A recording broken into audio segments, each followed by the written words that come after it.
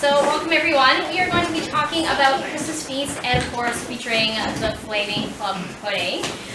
So based on what you guys have seen so far in the village, what sort of foods are they eating? There's lots of tasty treats up there. Did anyone see any tables set up? Yeah, what are they eating? Mincemeat pies. Yeah, have you ever had that before? Really tasty. Did anyone else see other treats in the village? Gingerbread chestnuts. Gingerbread chestnuts, yeah, gingerbread's a great, like, Victorians love them, they're crazy for gingerbread. But yeah, lots of tasty treats. A lot of them have sugar. I'm sure you saw a lot of the tables with sugary treats, lots of fruit, oranges, pineapples, those sort of things. So they're eating a lot of sugar at this time of the year and a lot of fat as well. Their diet is a little different than ours, but also keep in mind this is a special kind of end of the year feast for them. So they're not eating this every day of the year. And we actually have a sample of a Christmas menu here. And I'll actually pass this around. But from where you are, this kind of looks like a restaurant menu, right? That you can kind of pick and choose what you want. But basically, whoever's going to this Christmas dinner, they're eating every single food on or item on this menu. And just to give you an idea, there's a section with meats, and I'm going to read it off for you. So imagine, they're eating everything just from the meat section. So there's roast turkey, cold boiled ham, chicken, roast pig, boiled turkey with oyster sauce, and an oyster pie. That's just the meat section, right? We didn't even get to the vegetables, the desserts, and the drinks. So you have to imagine eating everything on that menu. So what I'm going to do, I'm just going to pass it on. Just take a look at it, pass it on to the next person, and you get an idea of what that's like. If you don't get a chance to see it, I will leave it up here after our program. But of course, we're all here for the Flaming Plum Pudding, right? That is kind of the showstopper of your meal. In the Victorian era, the 1800s, usually the plum pudding is something you serve at the end of the meal.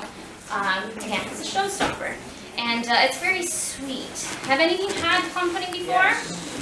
Alright, excellent. I hope we don't disappoint. It's made in a halfway house here. But it's very sweet, right? There's butter, currants, spices. It's fantastic, yeah. But the history of the plum pudding is a little different. It wasn't really sweet. It was more of a savory dish. You're basically taking a lot of the leftover meats from when you slaughtered the animals at the beginning of winter, and you're putting them in. It's going to get a little gruesome, but you're basically putting it in some of the organs of the animal to preserve it. And it's not sweet, it's savory.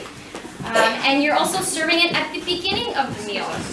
And yeah, you're basically eating it at the very beginning because that's the cheap stuff, right? You don't want to eat all of your really good meats first. You want to fill up on a cheaper pudding.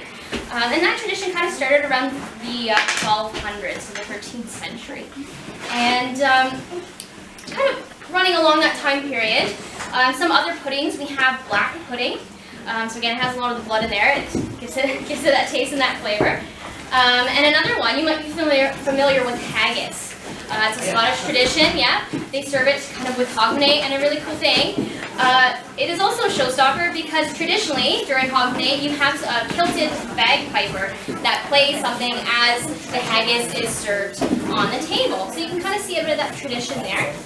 And as I mentioned, it started getting more sweet. They started adding more richer ingredients that became more of a specialty. And so basically plum puddings have been made differently over time. Initially, when I talked about the early traditions, they were boiled. So they were put in a cloth, boiled that way. And then kind of around the 17th century, they actually started making molds for them. Of course, in the 19th century, so the 1800s, that's where we date our village, they actually started making molds out of tin. I'm sure all of you have been to the tinsmith shop. You'll understand that tin is a cheaper material. It's very popular, and it's more accessible to get tin molds that way. And then also during that time period, they were baking them. So the one that you were going to sample today, that one has been baked, as I mentioned, in our halfway house. All right, so I kind of gave you the history of the plum pudding, a little bit how it's made. I'm going to go a little bit into the tradition. So generally with the plum pudding, you are making it on Stir-Up Sunday. So this is the last Sunday before the start of Advent. And generally, you're going to stir it up, right? Stir-Up Sunday, and you're stirring it clockwise. So you're moving it from, or your ladle from east to west. And that's kind of following the path of the wise men. So there's a bit of significance there. If you would like, you can put some small tokens. You can find something in your plum pudding. And depending on who finds that item or that token, it might mean something. So for example, you can put a coin in your plum pudding. Whoever gets that piece, you're basically giving them new wealth in the coming year, hopefully, right? You could also put a ring in the plum pudding, and that hopefully symbolizes that person will get married. And if you're really being naughty that year, you could put a thimble in there, and whoever gets the thimble will be a spinster for the rest of their life. Again, I can't guarantee if that's actually what happened. I didn't live in the 1800s, but it's fun. It's a fun little joke to play. All right, so a little bit more about the plum pudding. I mentioned there's certain ingredients. There's spices, some more sugary. We have some raisins. Generally, it's called plum pudding because the raisins have been plumbed in brandy. It's not actually made with plums. Some other ingredients that our plum pudding has, there is beef suet in there. So if you are a vegetarian, this may not be the best option for you, but Victorians loved beef suet. It's in a lot of their recipes. We also have some flour, white sugar, cake, orange, and lemon peel, eggs, milk, brandy as well, although I will be adding that to the plum pudding, and some spices like nutmeg or ginger. So that's what's in our plum pudding. So with that said, let's actually get to it. I'm going to show you how it's done. So we have our plum pudding here. As I mentioned, it has been baked. What I'm going to do is I'm actually going to cut about a third of the plum pudding and put it aside. That will be the one without brandy added to it. So if you don't want anything with alcohol, or for the children as well, if you'd like to try one, I'm going to reserve that taste for all of you. Okay, there. All right.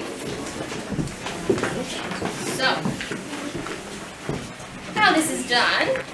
So brandy here, I've heated it up. It helps it catch on fire a little more quickly. What I'm going to do is fill half of the ladle with brandy and kind of douse the pudding in brandy. Prepping it there. And now I'm going to fill this again halfway.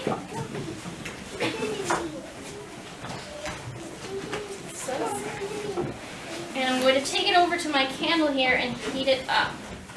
The idea is I want to bring it to a higher temperature. It lights on fire more easily. I'm going to wait hopefully about 30 seconds until it starts smoking a little bit. And if you want to take a picture, now might be your time to get your cameras ready, although I think most of you are already on it. Because it does go pretty quickly. And you have to imagine as well, if you're serving this in the evening, it's going to be a bit darker in the house. And they don't have electric lights, so this is a real showstopper when it's really dark. All right, there we go. It's starting to smoke. So I'm going to light that. Does everyone see? So I have my blue flame. I'm going to bring it over and pour it on top. There we go. Just like that. So as it's burning, it is burning off the alcohol content. It might still taste a little bit like brandy, but there's no alcohol left on it anymore. Let that burn out a bit. And there you go. That is how you serve a traditional plum pudding.